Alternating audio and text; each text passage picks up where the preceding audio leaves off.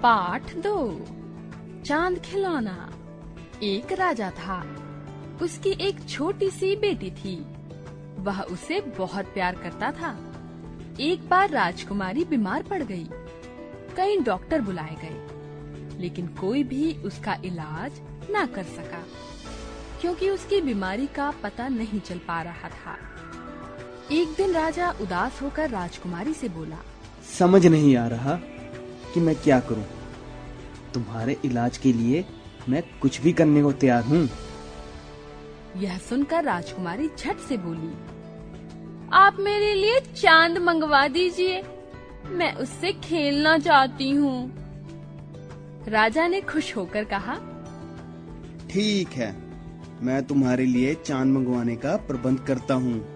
राजा के दरबार में बहुत से योग्य व्यक्ति थे। राजा ने सबको बुलाया और उन्हें चांद लाने के लिए कहा, किंतु सभी ने चांद लाने में असमर्थता जताई।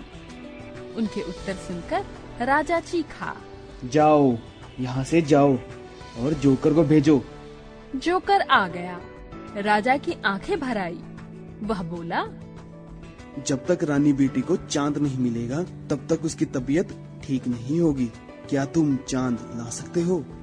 हाँ, क्यों नहीं, लेकिन पहले यह पता लगाना होगा कि राजकुमारी कितना बड़ा चांद चाहती है।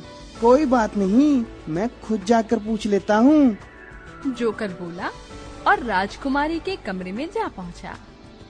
जोकर ने कहा, राजकुमारी, तुम्हें कितना बड़ा चांद चाहिए? राजकुमारी ने बताया, मेरे अंगूठे के नाखून के बराबर, क्योंकि जब मैं आँख के सामने अंगूठे का नाखून कर लेती हूँ तो वह दिखाई नहीं देता। अच्छा, यह बताओ कि चांद किस चीज का बना है और वह कितनी ऊंचाई पर है? जोकर ने पूछा। चांद सोने का बना है और पेड़ के बराबर ऊंचाई पर है, राजकुमारी ने बताया। ठीक है, आज रात को मैं पेड़ पर चढ़कर चांद उतार लाऊंगा। यह कहकर जोकर खुशी से राजा के पास आ गया। उसने राजा से कहा, मैं कल तक राजकुमारी के लिए चांद खिलौना ले आऊंगा।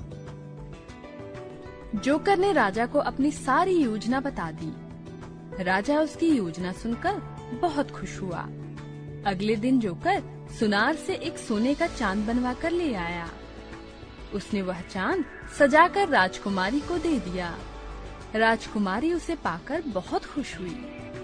उसने चांद को जंजीर में डालकर अपने गले में लटका लिया। उसकी तबीयत ठीक हो गई, लेकिन राजा को चिंता खाई जा रही थी कि रात को जब राजकुमारी खिड़की से चांद देखेगी तो क्या होगा। वह सोचेगी कि उसके पिता ने उससे झूठा वादा किया था। रात्रि के समय जब चांद निकला तो राजकुमारी उसे देखने लगी। उस समय राजा और जोकर राजकुमारी के कमरे में ही थे। जोकर ने राजकुमारी से पूछा, अच्छा राजकुमारी, जरा यह तो बताओ कि जब चांद तुम्हारे गले में लटक रहा है तो फिर आसमान में कैसे निकल आया? राजकुमारी हंसी और बोली, तुम बहुत मूर्ख हो। जब मेरा एक दांत टूट जाता है तो दूसरा निकल आता है, उसी तरह यह दूसरा चांद भी निकल आया है। यह सुनकर राजा ने राहत की सांस ली और खुशी खुशी राजकुमारी के पास उसके खिलौनों से खेलने लगा।